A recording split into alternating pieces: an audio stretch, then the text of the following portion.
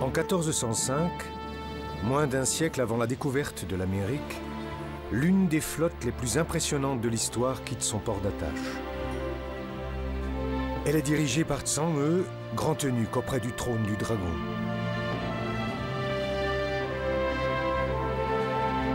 Sur ordre de l'empereur de Chine, le souverain le plus puissant de son temps, cette flotte parcourra la moitié de la planète. Bien avant les premières explorations maritimes européennes, la Chine prend ainsi place sur la scène internationale et se lance dans une des plus grandes aventures navales de l'histoire. L'expédition emporte les équipages vers des terres totalement inconnues. Les navires sillonnent le Pacifique, l'océan Indien, la mer d'Arabie et jettent l'ancre devant la côte est de l'Afrique.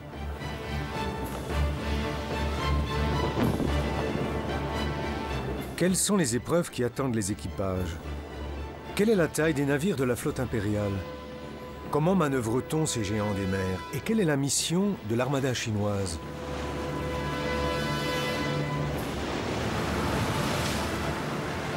L'expédition est un projet visionnaire.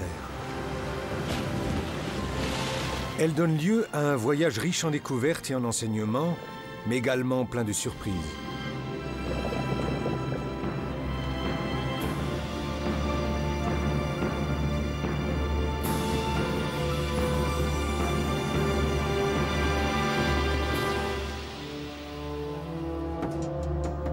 Aujourd'hui, la Chine se redécouvre. Après presque 600 ans d'isolement, la nouvelle puissance mondiale prend conscience de son histoire si particulière. La flotte gigantesque qui prit la mer en 1405 est à l'image de la grandeur chinoise d'hier et d'aujourd'hui. L'enquête commence dans les archives nationales de Chine. Que sait-on de cette flotte ?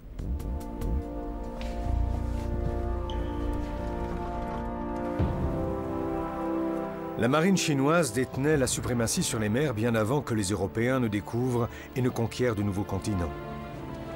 Contrairement aux flottes portugaises et espagnoles, la flotte impériale chinoise n'a pas pour mission de conquérir de nouveaux territoires, même si elle est 50 fois plus importante. Les expéditions étaient commandées par le grand eunuque Tsang-He. Aujourd'hui, celui-ci symbolise mieux que quiconque la volonté chinoise de découvrir des horizons nouveaux. Sa carrière est aussi atypique que le projet de cette gigantesque flotte.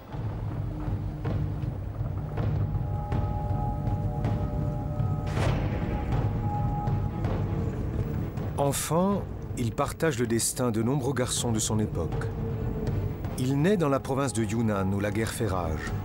À 10 ans, il est enlevé par les soldats de l'empereur, puis castré. À la cour impériale, Tsang-He est placé au service du prince Qiudi, dont il gagne peu à peu la confiance. Au fil du temps, il accède à la fonction de grand eunuque.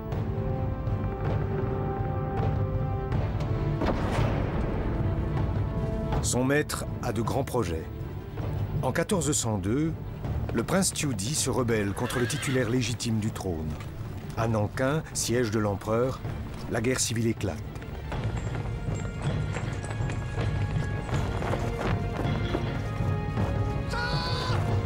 Tsang-He, confident du prince, fait preuve d'une loyauté indéfectible vis-à-vis de son maître et tirera les ficelles de cette lutte pour le trône en contribuant à la victoire du prince Qiudi.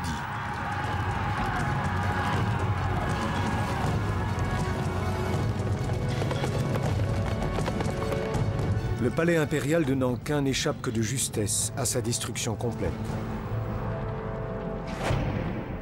À la fin du conflit, le prince Qiudi est le nouvel empereur. Son ambition est de rendre à l'Empire du Milieu sa grandeur d'antan.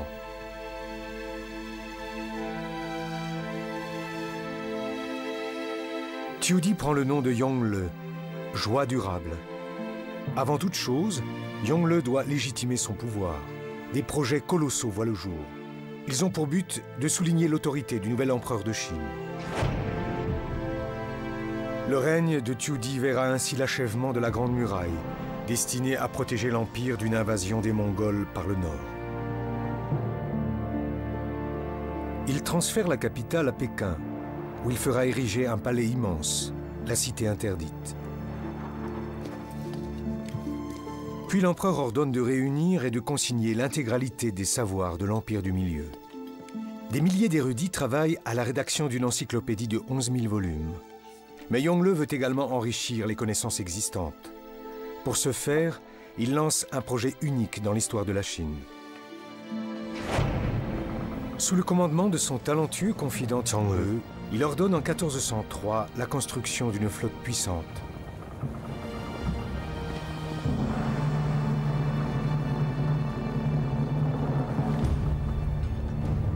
Elle comportera des centaines de navires qui permettront à la Chine d'approfondir sa connaissance du monde et d'asseoir sa domination en Asie.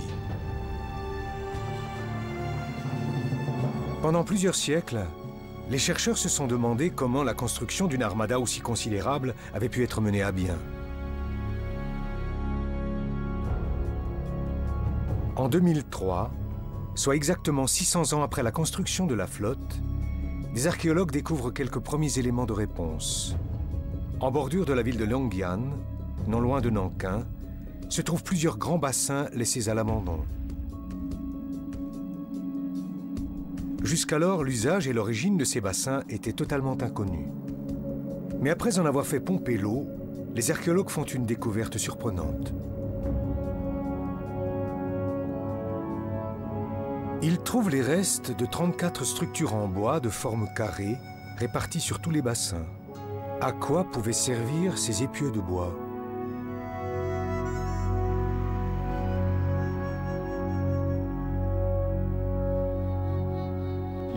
Nous savons à présent que le bois servait de fondation à des échafaudages installés dans ces canaux. Jadis, on construisait des bateaux ici. Ces piliers de bois sont les restes d'une cale sèche. En Chine, les cales sèches existent depuis 1070. En Europe, elles n'ont été développées qu'à partir de 1495 et elles ne s'imposent définitivement qu'au bout de plusieurs siècles. Nous sommes sur le site d'un immense chantier naval, bien trop grand pour une construction navale classique. Les archéologues sont convaincus que ce chantier n'a pu servir qu'à la réalisation d'un projet aussi ambitieux que l'armada chinoise. Les outils retrouvés nous renseignent sur les méthodes de travail. Les archéologues les ont découverts répartis selon les métiers. La construction de la flotte était bien organisée et progressait rapidement. Les marques entaillées dans le bois attestent que les outils étaient propriété de l'Empire.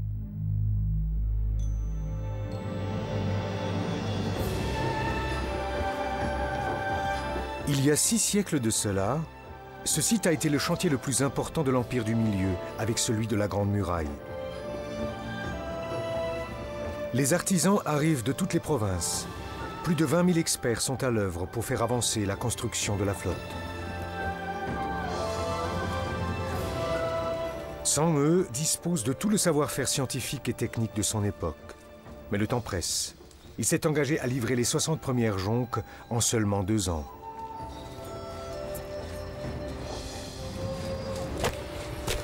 La construction d'une jonque est rapide. Ce sont des navires à fond plat, dépourvus de quilles. On dit qu'une jonque vole sur l'eau au lieu de la fendre.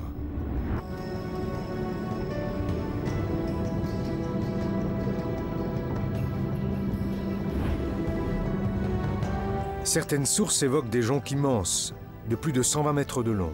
Techniquement, le défi est d'importance, car les jonques, pour ne pas sombrer, doivent être à la fois stables et manœuvrables. Les jonques de bois sont loin d'être aussi robustes que les navires modernes en acier. Les sources exagèrent-elles quand elles parlent de navires de 120 mètres de long, ou ces bateaux étaient-ils suffisamment stables pour faire face à des vagues de plusieurs mètres de haut? Une découverte datant des années 70 apporte un début de réponse. Dans la province de Fujian, des ouvriers ont mis à jour la coque d'une jonque datant du XIIIe siècle, soit 200 ans avant l'armada impériale. À cette époque, les Chinois étaient déjà des pionniers en matière de construction navale. Le long navire de bois que nous avons découvert à Guangzhou date de la dynastie Song. Il est donc antérieur à la Grande Armada.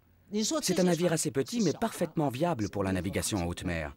Il disposait déjà d'une technique de construction très évoluée, faisant appel à un système de cloisons étanches.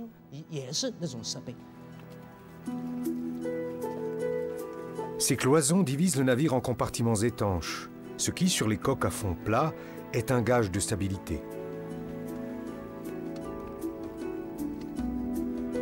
Ces cloisons augmentent également la sécurité du bateau. Cette succession de compartiments étanches empêche la jonque de se remplir d'eau. L'idée de cette technique de cloisonnement a été inspirée aux Chinois grâce au bambou, le matériel naturel le plus robuste qui soit. Le système de cloisonnement constaté à l'intérieur des tiges de bambou a tout simplement été reporté sur la coque des navires. C'est le principe de l'insubmersibilité. En Europe, les cloisons étanches n'ont été développées qu'au XIXe siècle. Le Great Eastern sera le premier navire européen disposant de ce système de compartimentage.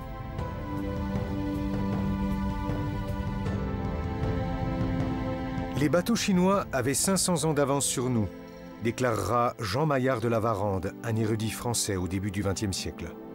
Aujourd'hui, les cloisons étanches sont indissociables de la construction navale.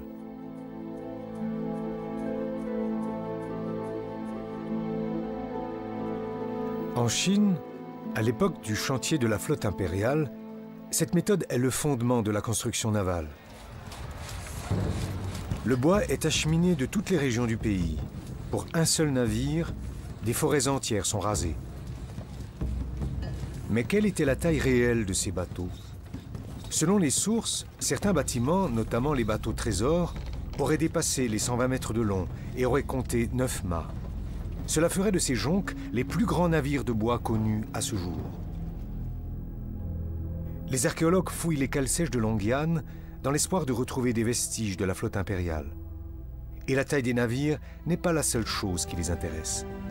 L'équipe chargée des fouilles dégage 2 rames énormes, d'une longueur de 11 mètres. Cette trouvaille permet aux scientifiques de reconstituer la taille des navires.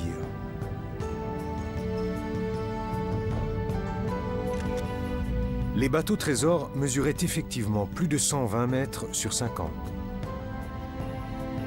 Pour faire avancer un tel colosse, il fallait bien 9 mâts. Leur positionnement permettait une exploitation optimale du vent. L'empereur ne recule devant aucune dépense. Pour construire des navires de ces dimensions, l'Europe devra patienter jusqu'à la fin du XIXe siècle. Et ils ne seront pas en bois, mais en acier.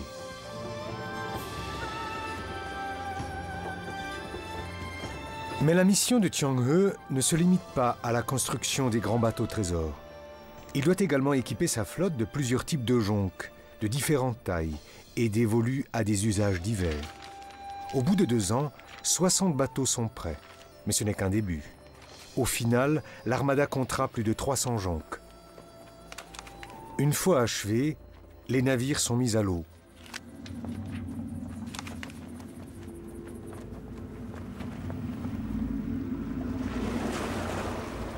Les cales sèches sont équipées d'écluses qui assurent la communication avec le fleuve Yangtze.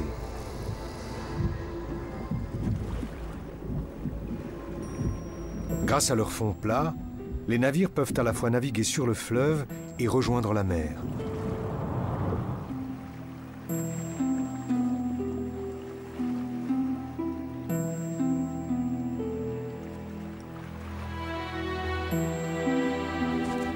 La première étape des travaux de Qiang He est à présent achevée. Il peut désormais se consacrer à sa véritable mission. En tant que confident de l'empereur, le commandement de la flotte lui échoit. À bord, il est entouré d'un état-major de spécialistes, des interprètes, des fonctionnaires en charge du protocole diplomatique, des astronomes, des navigateurs, des médecins, des guérisseurs, ainsi que des astrologues et des géomanciens chargés des prévisions météorologiques. Qiang He est musulman de naissance, une qualité qui lui sera utile pour de futurs contacts avec le monde islamique.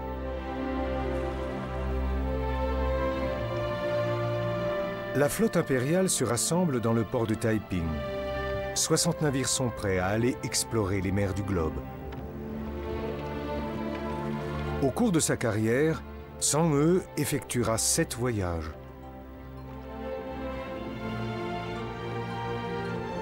Contrairement aux explorateurs européens un siècle plus tard, l'Empire ne compte ni annexer ni même coloniser des territoires. Les Chinois sont convaincus que la supériorité de leur culture suffira à leur ouvrir les portes du monde.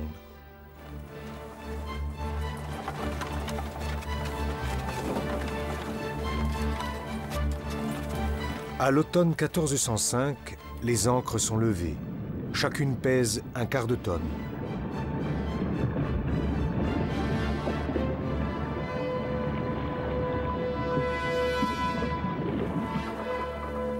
L'empereur a donné les pleins pouvoirs à Chang'e. Cela fait de lui le représentant politique et économique de la dynastie Ming.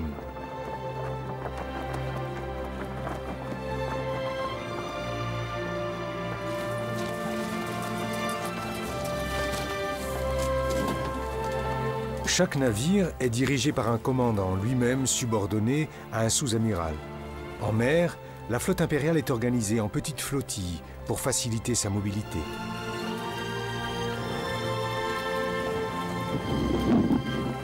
Car ces géants des mers sont difficiles à manœuvrer. Ils sont 3 fois plus grands que les bateaux avec lesquels Christophe Colomb a découvert l'Amérique. Avec un tonnage de 3000 tonnes, ils sont 10 fois plus volumineux que les navires de Vasco de Gama.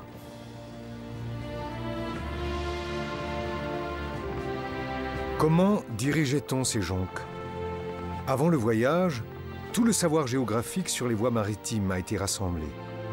Des marchands du monde entier, venus mouiller l'ancre dans les ports de Chine, complètent le matériel de navigation. Avec le compas, développé en Chine dès le XIe siècle, ce compendium constitue une aide précieuse à la navigation, notamment dans les eaux inconnues. Mais contrairement aux cartes modernes, précises et orientées au nord, les cartes utilisées autrefois présentaient le monde comme une succession de routes et de voies maritimes identifiables à des points de repère géographiques précis.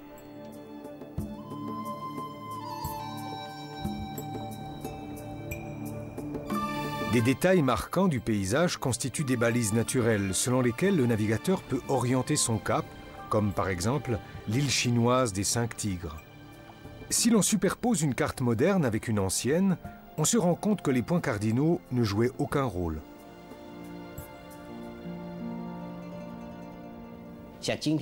Aujourd'hui, nous avons les degrés de longitude et de latitude. À l'époque, ce concept n'existait pas. Les marins n'utilisaient pas de carte géographique, mais naviguaient selon des points de repère naturels. Mais en haute mer, les points de repère naturels n'existent pas. Pour faire face à ce problème, la carte contient d'autres informations. Elle indique notamment la vitesse du navire et le moment précis du changement de cap. Sur la base de ces données, les navigateurs peuvent modifier leur direction au bon moment. Mais il faut pour cela tenir la bonne vitesse.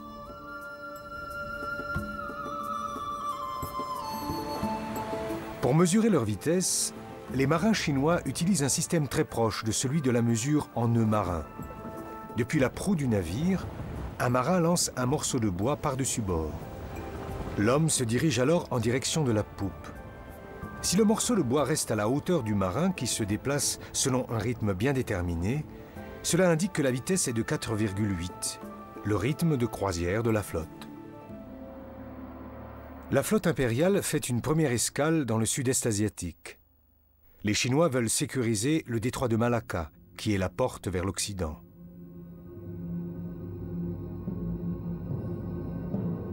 À cette époque, ces eaux, d'une grande importance stratégique, sont infestées de pirates qui contrôlent les 3 passages vers l'océan Indien et pillent les navires de commerce. Ils connaissent parfaitement cette région, ce qui rend leur capture difficile pour les Chinois.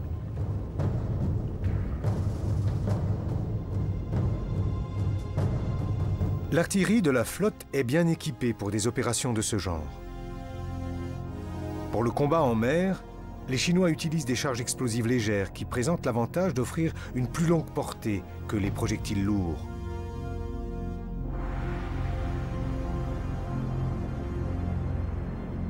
Des petits bateaux de patrouille ainsi que des jonques à 5 mâts font office de navires de guerre et sont utilisés pour les combats contre les pirates.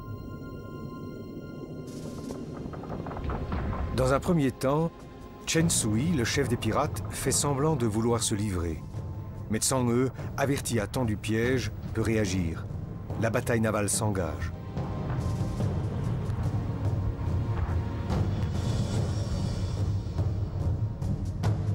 « 10 bateaux pirates partent en flammes. 7 autres sont pris d'assaut. Le Le chef des pirates est fait prisonnier.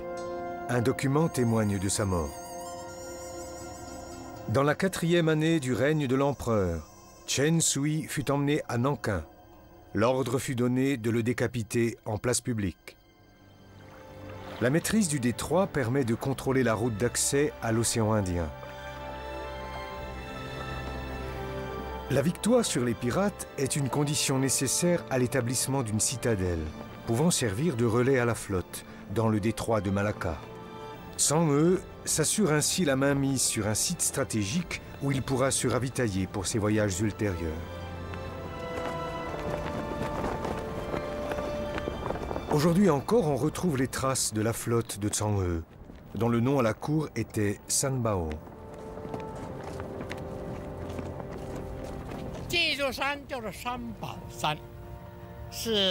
Cette hauteur s'appelle Colline Bao. C'est le plus grand cimetière chinois en dehors de la Chine. Il comprend 12 500 tombes. On raconte que c'est ici même que Zhang-he a établi son camp de base au moment de ses voyages vers l'ouest.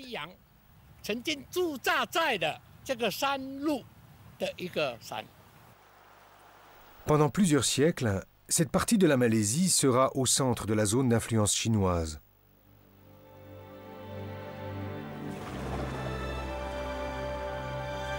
Depuis Malacca, l'aventure se poursuit en direction de l'ouest.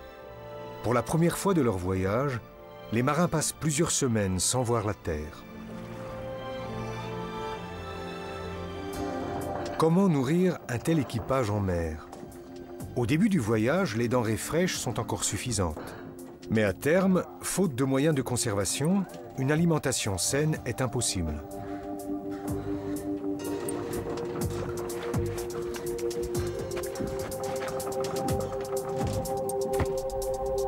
Les Chinois résolvent le problème avec des navires de ravitaillement. Certains sont équipés de grands réservoirs d'eau potable. D'autres bateaux transportent du bétail, couvrant ainsi les besoins en viande. D'autres navires encore, sur lesquels des plates-bandes ont été installées, constituent sans doute l'invention la plus audacieuse des Chinois. Ils permettent en effet de faire pousser du soja, une plante de grand rendement sur une surface restreinte. De fait, le soja possède des particularités étonnantes.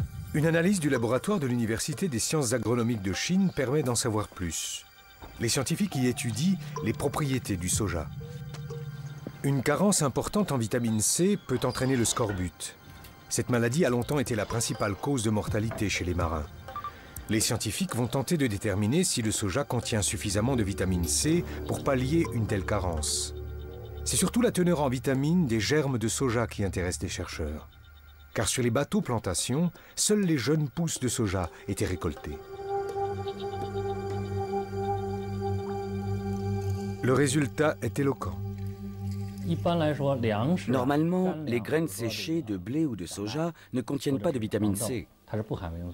Mais nous avons constaté que d'importantes quantités de vitamine C apparaissent lors de la germination des fèves de soja.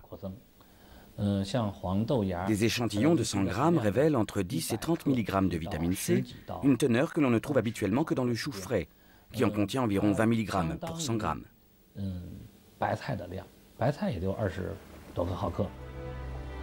En 1497, lors du premier voyage de Vasco de Gama, 100 marins sur 160 meurent du scorbut. Ce n'est qu'à la fin du XVIIIe siècle que James Cook décide d'emporter des citrons et du chou pour son voyage, libérant l'Europe du spectre de cette maladie. Les Chinois avaient réglé le problème 350 ans plus tôt.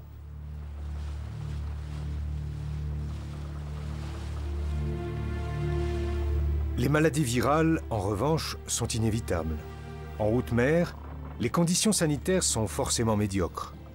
Du fait de la promiscuité des cabines, la propagation d'épidémies est une menace constante. Certes, la flotte compte plus de 180 médecins, mais ils sont impuissants contre les risques de contagion.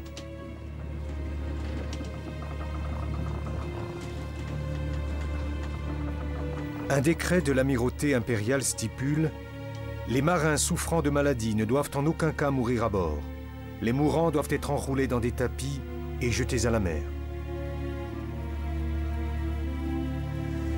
Dans certains cas, L'application de ce règlement est pourtant un peu plus souple.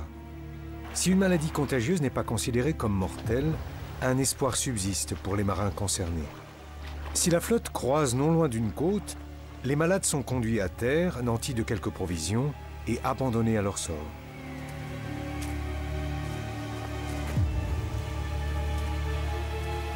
Selon la légende, l'un d'entre eux aurait même réussi l'inimaginable, retourner en Chine sain et sauf, après un périple de 2 ans.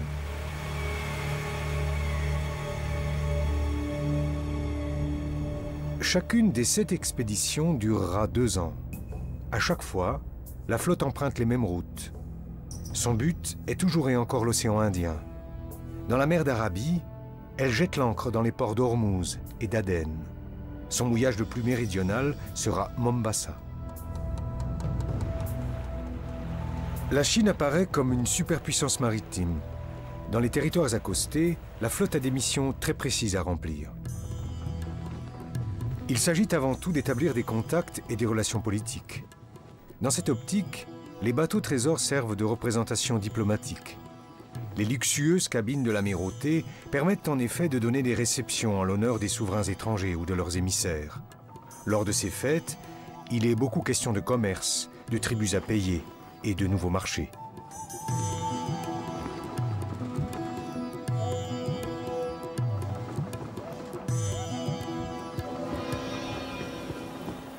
Sur la côte sud de l'Inde, la flotte jette l'ancre pendant plusieurs semaines. La ville portuaire de Calicut est en effet une importante plaque tournante pour les biens et denrées en provenance des 4 coins du monde. Véritable trait d'union entre l'Asie et l'Europe, Calicut est un lieu de rendez-vous pour les commerçants du monde entier. Les Chinois viennent y vendre les marchandises acheminées par bateau, des produits de luxe destinés au marché mondial de l'époque. Jusqu'ici, aucun bateau trésor n'a encore été retrouvé par ces plongeurs. Les fonds marins nous renseignent en revanche sur la nature des produits exportés par les Chinois. Au large des côtes vietnamiennes, des archéologues ont découvert l'épave d'un navire chinois transportant de la porcelaine. L'une des missions de la flotte consistait à dynamiser le commerce extérieur. La porcelaine est une marchandise fragile, difficile à transporter par voie terrestre. De plus, la route de la soie a été coupée par les Mongols. Dès lors, la seule alternative est la voie des mers.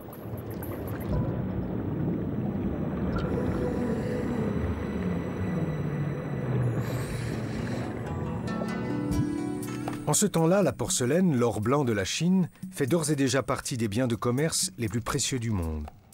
Produite dans les ateliers d'artisans chinois, elle s'impose bientôt dans toutes les cours d'Europe.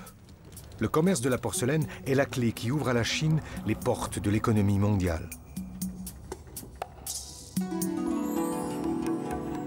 Les Chinois ne s'intéressent pas aux rudimentaires produits européens comme la laine ou le vin. En revanche, ils échangent volontiers leur porcelaine contre des épices. Au XVe siècle, le poivre notamment est un produit de luxe très prisé.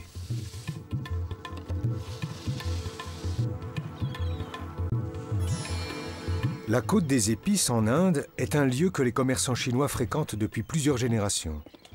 L'influence de la Chine se manifeste notamment dans les méthodes de pêche indiennes. Ces filets, en forme de pelle, sont en effet une invention chinoise. Cette méthode est tout aussi courante sur la côte sud de l'Inde que sur les rivages de Chine. Un transfert de savoir dont les traces sont toujours visibles à notre époque.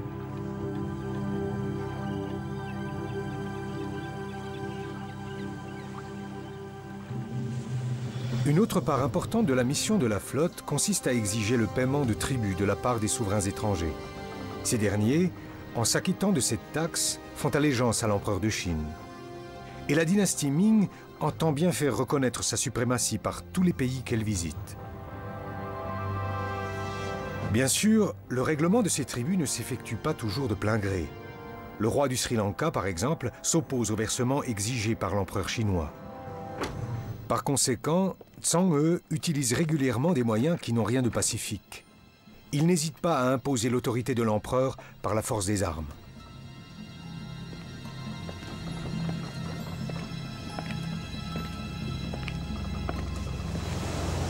Le conflit avec le Sri Lanka sera l'occasion d'une démonstration de force. Tsang He déclenche une guerre qui s'achève rapidement par le remplacement du roi par un rival plus coopératif et qui s'empresse de payer le tribut réclamé. Cette guerre a donné lieu à la seule et unique grande bataille disputée par l'armée impériale hors du territoire chinois. L'Empire du Milieu s'impose comme une puissance de premier rang. L'incontestable supériorité de sa flotte constitue une épée de Damoclès pour tous ceux qui refuseraient de se soumettre à l'Empire.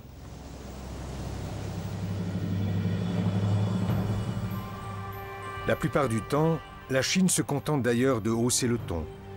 La seule apparition de sa flotte est suffisamment dissuasive pour obtenir satisfaction.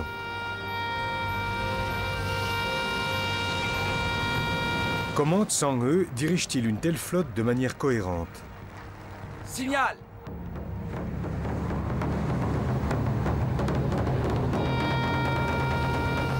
Des signaux acoustiques et un alphabet sémaphore permettent aux navires de communiquer entre eux. Pour des distances plus longues, on fait appel à des pigeons voyageurs. Face à un danger, la communication peut s'avérer cruciale.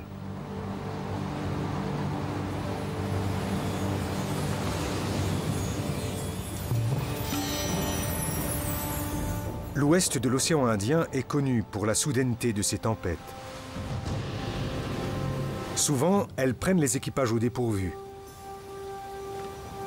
Les navires résisteront-ils au déchaînement de la nature?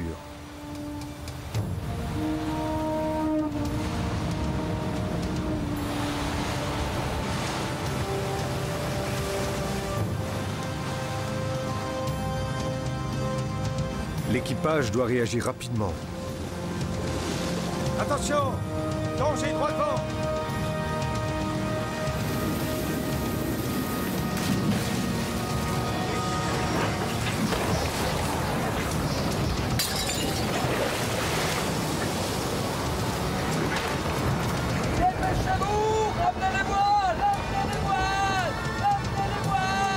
Pour présenter moins de prise à la tempête et éviter que les mâts ne se brisent, les voiles sont arisées.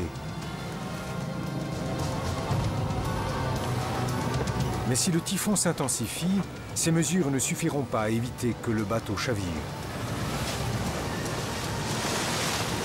Mettez-vous à l'abri! Un homme à la mer! 3 hommes à bâbord pour l'aider!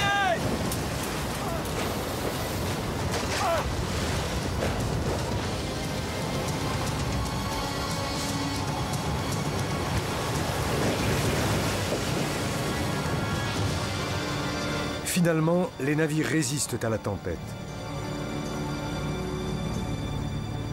La flotte atteint le port d'Ormuz dans le golfe Persique. Par 3 fois, la flotte jette également l'ancre au Moyen-Orient dans le port d'Aden, au Yémen. Ici, il s'agit moins de percevoir des tribus que de découvrir de nouvelles contrées. L'empereur veut en effet savoir quels sont les pays qui se trouvent de l'autre côté de l'océan Indien. Les Chinois font également du commerce dans cette partie du monde. Un document arabe témoigne de leur présence. Selon ce rapport, Tsang He et 3 de ses compagnons ont été reçus par le roi du Yémen. Quels sont les intérêts des Chinois en Arabie? Au Dhofar, l'actuel sultanat d'Oman, on cultive l'encens. Lors de sa récolte, il faut retirer l'écorce pour faire sécher la résine. La Chine a des besoins importants en encens, pour les temples et pour la médecine.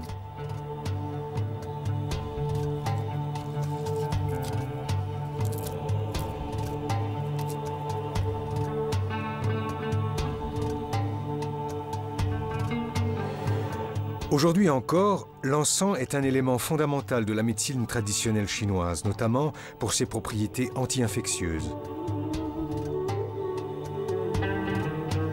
Les ouvrages de médecine s'enrichissent de connaissances nouvelles. Les méthodes des médecins arabes sont adoptées par leurs homologues chinois.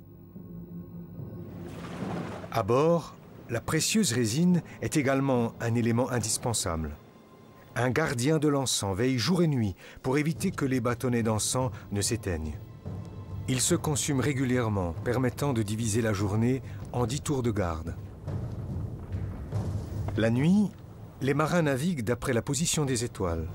Ils se dirigent selon des constellations précises. Les navigateurs mesurent leur hauteur par rapport à la ligne d'horizon et déterminent ainsi leur position en mer. Pour ce faire, ils comparent leurs relevés à des tableaux de hauteur d'étoiles.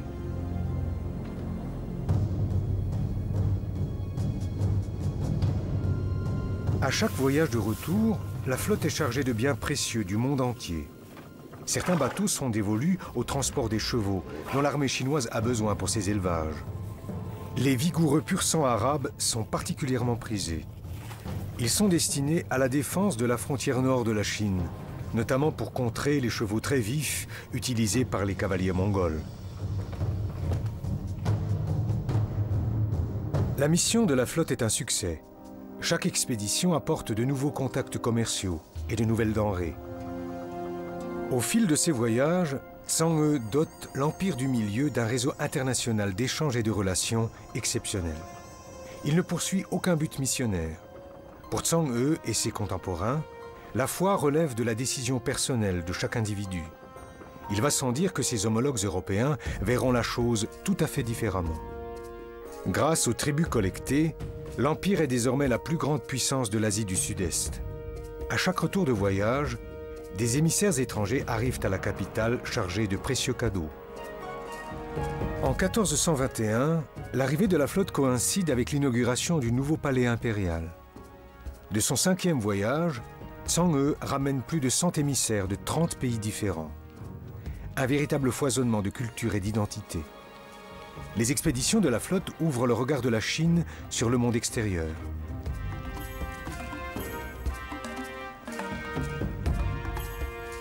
Parmi les cadeaux figure même une girafe.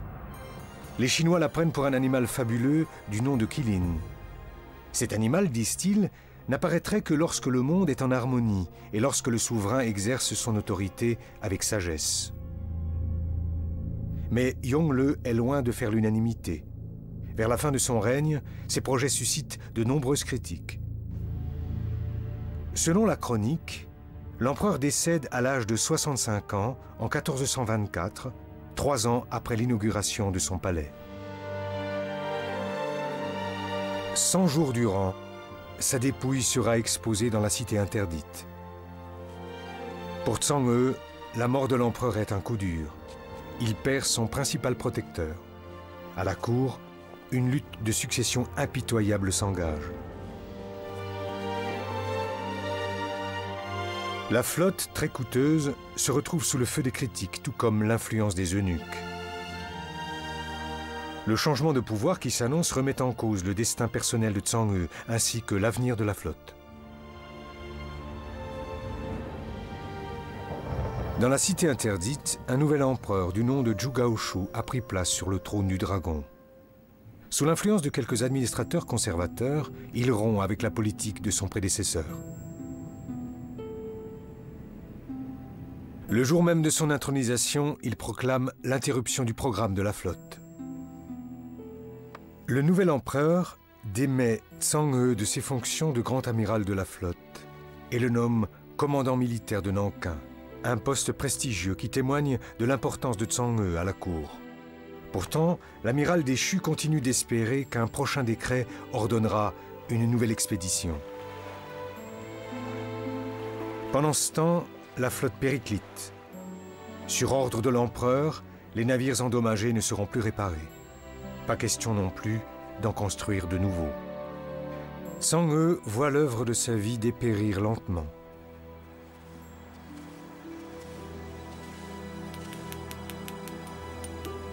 Tsang-He fait ériger une stèle commémorative pour éviter que ses voyages ne tombent dans l'oubli.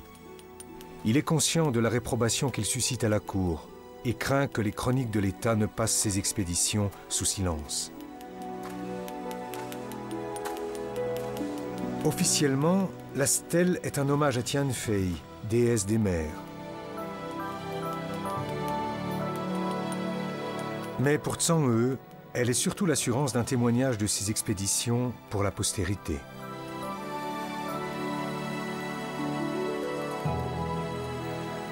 Nous avons navigué jusqu'à Java, en Malaisie, au Vietnam, au Sri Lanka et jusqu'à la pointe méridionale de l'Inde.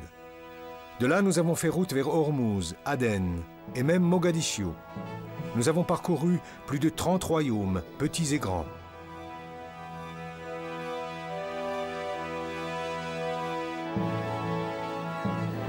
Le règne du nouvel empereur est de courte durée. Sa succession sera assurée par Jujani, un petit-fils de Yongle. Celui-ci veut renouer avec les ambitieux projets de son grand-père. Mais dans un premier temps, il doit prendre son mal en patience. À la cour, la rivalité entre partisans et opposants de la flotte fait rage. Après quelques années, il lève enfin l'interdiction édictée par son prédécesseur. Soucieux de rétablir l'influence écornée de la Chine, Jujani compte bien restaurer le prestige de la dynastie Ming aux yeux de l'étranger.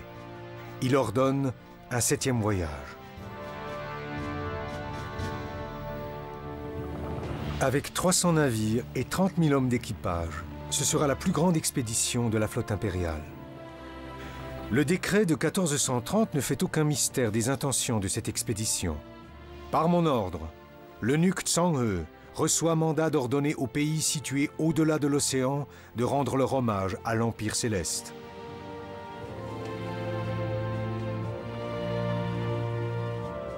Tsang-he est chargé de raviver les anciens contacts commerciaux, mais entre-temps, il est âgé de 62 ans. La chronique de la dynastie Ming fait état de sa mort en l'an 1433 au large des côtes de l'Inde. Avec la disparition de Tsang-he, la grande époque des expéditions chinoises s'achève.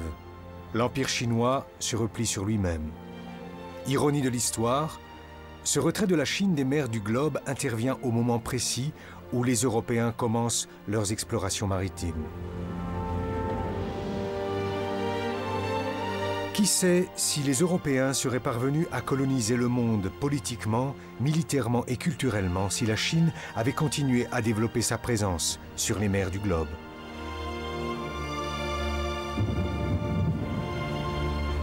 Une chose en revanche semble certaine. À un moment de l'histoire, la porte d'une suprématie mondiale chinoise était bel et bien ouverte.